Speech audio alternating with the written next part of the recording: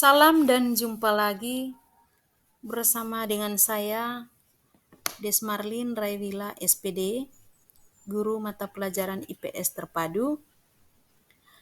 Pada kesempatan kali ini saya akan membahas topik tentang aktivitas memenuhi kebutuhan manusia di kelas 7 fase D.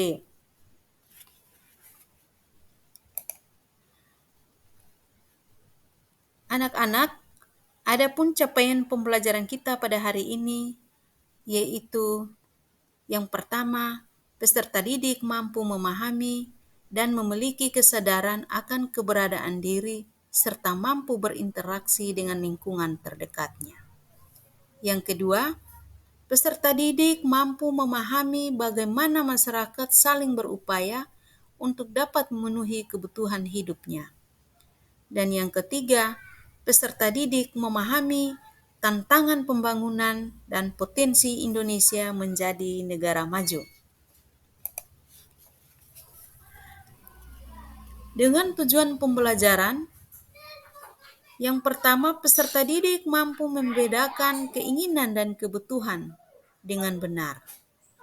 Yang kedua, peserta didik mampu mengidentifikasi jenis-jenis kebutuhan dengan benar. Dan yang ketiga, peserta didik mampu menganalisis faktor-faktor yang mempengaruhi kebutuhan dengan benar.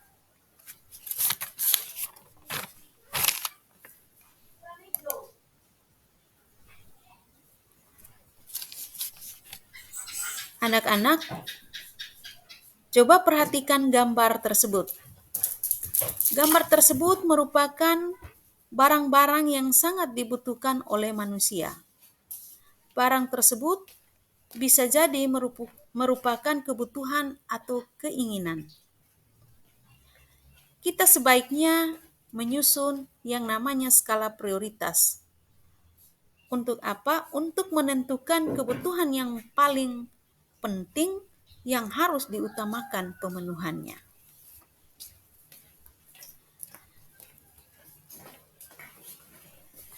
Pada dasarnya, manusia merupakan makhluk ekonomi atau homo economicus, yang artinya dalam hidupnya manusia selalu dihadapkan pada setumpuk dan segudang kebutuhan serta keinginan-keinginan yang harus senantiasa dipenuhi dalam mencapai kepuasan. Jika diamati kebutuhan dan keinginan manusia secara kuantitas, sangat sulit sekali untuk dibatasi. Setiap saat kebutuhan dan keinginan terus bertambah. Hal ini terjadi karena beberapa hal. Yang pertama, kebutuhan selalu muncul secara berulang-ulang, yaitu contohnya makanan dan bahan bakar. Lalu yang kedua, cenderung sifat manusia itu selalu ingin yang lain. Yang berikut, populasi manusia semakin bertambah. Gencarnya promosi produk yang membuat orang menginginkan barang tersebut. Menjunjung tinggi asas materialisme sebagai gaya hidup sebagian orang. Nah,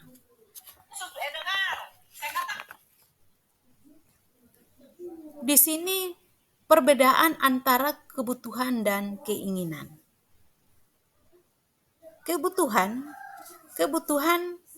merupakan sesuatu hal yang sangat kita perlukan dalam memenuhi segala yang diperlukan dalam hidup guna mencapai kepuasan, atau suatu keinginan terhadap suatu barang atau jasa yang menuntut adanya pemenuhan harus dipenuhi untuk mempertahankan hidup.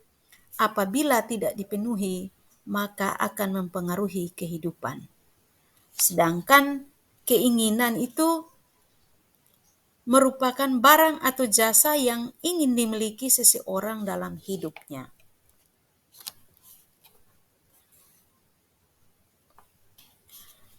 Jadi kebutuhan sebetulnya tidak hanya diungkapkan dengan minat atau angan-angan saja sebagai tolak ukur kebutuhan. Karena sifatnya konkret, artinya kemampuan atau daya ekonomi untuk membeli barang atau jasa untuk memenuhi yang kita perlukan tersebut benar-benar ada. Dan memerlukan unsur pengorbanan. Jadi unsur pengorbanan itu apa? Unsur pengorbanan itu uang. Dan konteks waktu yang bisa membatasi kapan barang dan jasa tersebut harus kita penuhi. Terdesak atau tidak. Jadi contoh kebutuhan itu, makanan, pakaian, tempat tinggal, hiburan, olahraga, asuransi pendidikan, kasih sayang orang tua, penerimaan lingkungan, dan lain-lainnya.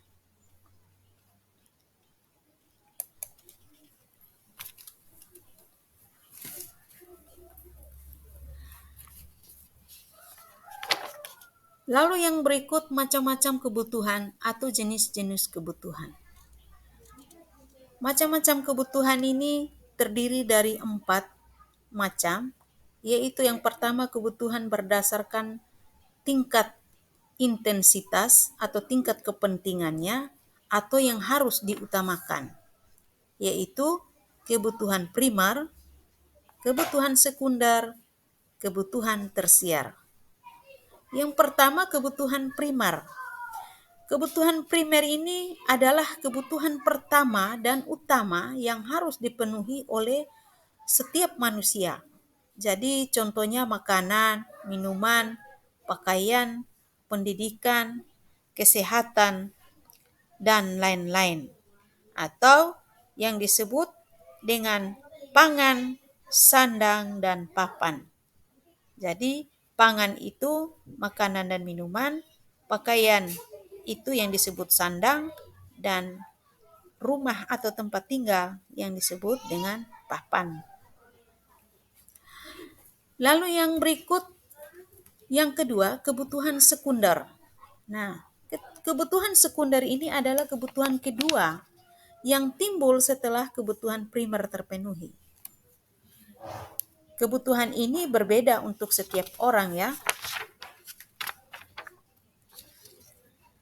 Kebutuhan sekunder merupakan kebutuhan tambahan atau pelengkap yang pemuasannya dapat ditunda. Jadi, contoh kebutuhan sekunder ini misalnya olahraga, hiburan, surat kabar, majalah, radio, dan televisi, dan lain-lainnya. Lalu yang kebutuhan tersier. Kebutuhan tersier ini kebutuhan yang dipenuhi setelah kebutuhan primer dan sekunder terpenuhi. Jadi, kebutuhan tersier akan muncul jika kebutuhan primer dan sekunder telah terpenuhi.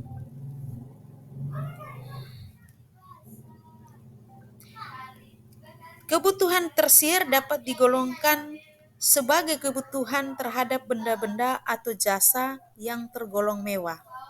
Contohnya, mobil mewah dan perhiasan seperti berlian.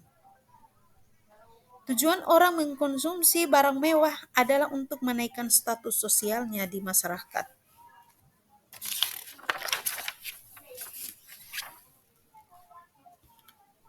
Dan masih banyak lagi contoh-contoh kebutuhan tersier lainnya yang mengarah pada barang-barang mewah.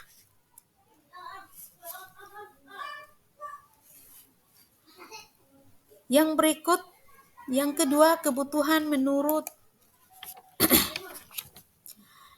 tingkat atau berdasarkan waktu pemenuhannya. Nah, di sini berdasarkan waktu pemenuhannya ada kebutuhan yang mendesak.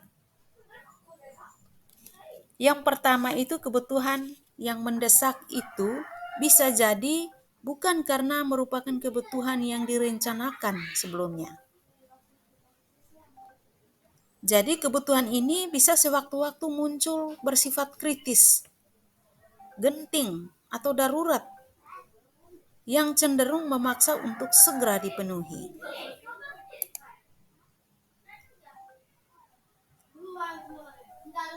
Berikut kebutuhan sekarang. Nah, hampir sama dengan kebutuhan mendesak tadi, hanya berbeda akibatnya. Kebutuhan sekarang merupakan kebutuhan yang harus dipenuhi saat ini dan tidak bisa ditunda-tunda. Jadi kebutuhan yang sangat penting dan mendesak untuk segera dipenuhi juga. Contohnya, jika kita lapar, kita perlu segera makan. Jika kita menunda pemenuhan kebutuhan ini, kita bisa kelaparan, kemudian jatuh sakit, dan bahkan meninggal.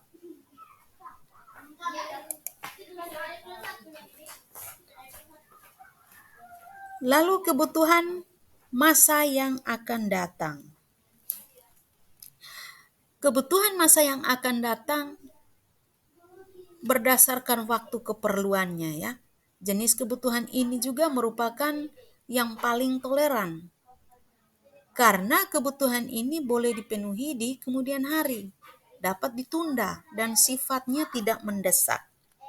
Jadi pada umumnya untuk memenuhi kebutuhan ini diperlukan suatu perencanaan.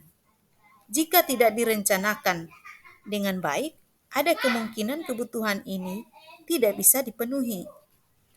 Contohnya, sudah sejak lama Cindy ingin berlibur ke Pulau Dewata misalnya, atau ke Pulau Bali.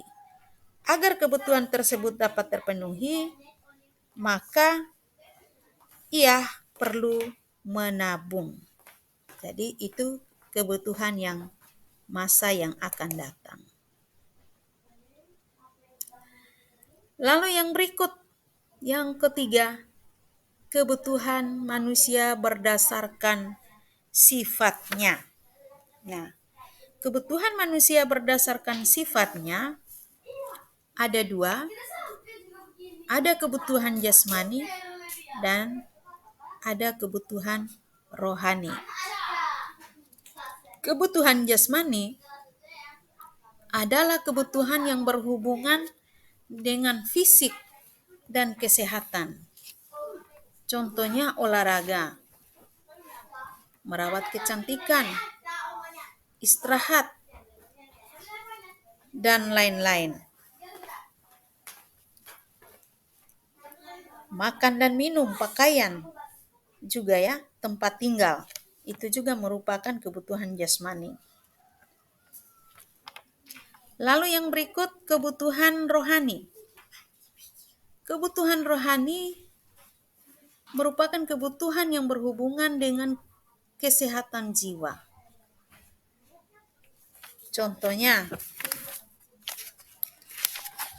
rekreasi, ibadah, melakukan aktivitas seni, kasih sayang, rasa nyaman, ya, dan lain-lain. Jadi kebutuhan rohani pada umumnya terpenuhi melalui konsumsi suatu jasa tertentu. Jadi diperlukan agar rohani atau mental dapat berfungsi dengan baik. Lalu yang kebutuhan yang keempat, kebutuhan menurut subjeknya. Kebutuhan menurut subjeknya ada kebutuhan individu atau kebutuhan individual, ada kebutuhan kelompok. Kebutuhan individual adalah kebutuhan perseorangan. Kebutuhan ini tidak diperlukan sama antara satu orang dengan yang lainnya. Kebutuhan ini diperlukan oleh setiap individu. Mengapa disebut sebagai kebutuhan individu? Karena Setiap individu lahir beragam dan memiliki kebutuhannya masing-masing atau kebutuhan yang berbeda-beda. Yang kedua, kebutuhan kelompok. Nah, kebutuhan kelompok atau biasa disebut kebutuhan kolektif atau kebutuhan bersama, ya. Jadi kebutuhan kelompok ini merupakan kebutuhan bersama kelompok masyarakat atau suatu kebutuhan yang pemanfaatannya untuk kepentingan orang banyak. Sebagai contoh, pembangunan jembatan, rumah sakit, tempat rekreasi, sekolah, jalan raya, pembangunan waduk, jembatan, pembangunan stadion atau lapangan, dan lain-lainnya.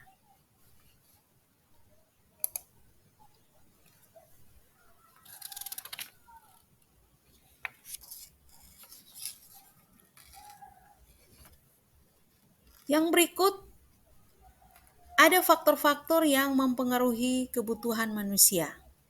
Jadi faktor-faktor yang mempengaruhi manusia ini ada faktor yang pertama yaitu tempat tinggal. Ya, tempat tinggal. Jadi perbedaan lokasi atau wilayah tempat tinggal ini memengaruhi kebutuhan manusia.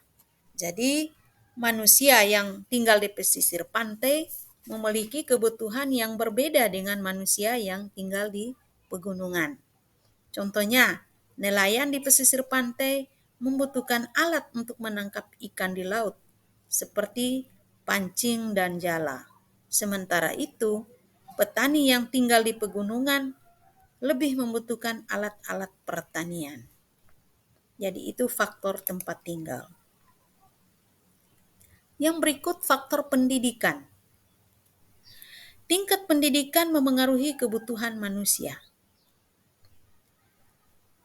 Kebutuhan siswa TK tentunya berbeda dengan kebutuhan siswa SMP. Contohnya, siswa TK lebih banyak menggambar. Itulah sebabnya mereka banyak membutuhkan kertas gambar. Sementara itu, siswa SMP sudah belajar atau sudah mulai belajar komputer. Jadi mereka membutuhkan komputer sebagai sarana untuk melatih keterampilan mereka. Lalu faktor yang ketiga, yaitu usia. Usia memengaruhi kebutuhan manusia. Kebutuhan seorang bayi berbeda dengan kebutuhan seorang anak-anak. Kebutuhan seorang remaja berbeda dengan kebutuhan seorang dewasa. Jadi pertumbuhan manusia ini dimulai dari kelahiran, bayi, anak-anak, remaja, dewasa, hingga orang tua. Sehingga faktor usia ini berpengaruh terhadap kebutuhan hidup. Kebutuhan akan mengikuti pertumbuhan usia seseorang. Contohnya, seorang bayi membutuhkan dot susu misalnya. Tentu saja dot susu tidak lagi dibutuhkan oleh orang atau seorang remaja. Faktor yang berikut yaitu selera. Setiap orang mempunyai selera yang berbeda-beda. Perbedaan selera ini akan memengaruhi kebutuhan manusia. Contohnya, ada orang yang lebih menyukai makanan yang manis. Ada orang yang lebih menyukai makanan asin. Ada orang yang lebih menyukai makanan pedas. Jadi itu selera. Faktor yang berikut jenis kelamin. Jenis kelamin yang berbeda akan memengaruhi kebutuhan manusia. Jadi, kebutuhan laki-laki tentunya akan berbeda dengan kebutuhan wanita.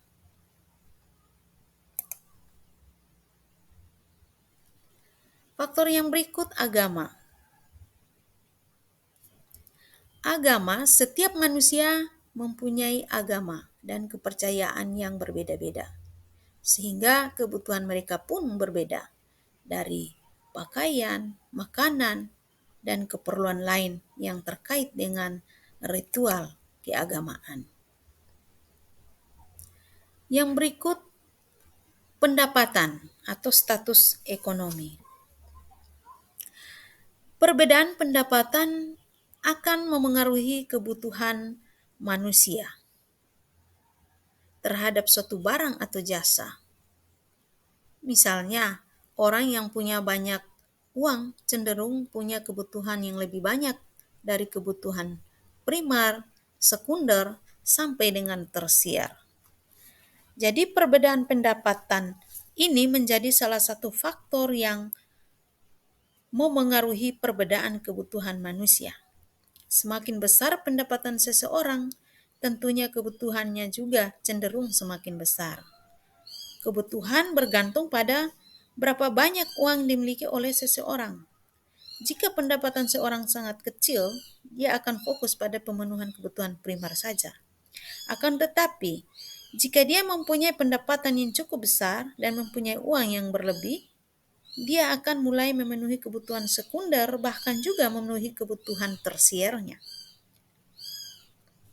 Jadi, kita ingat kembali kebutuhan primer, sekunder, dan tersier ya. Lalu faktor yang berikut, pekerjaan.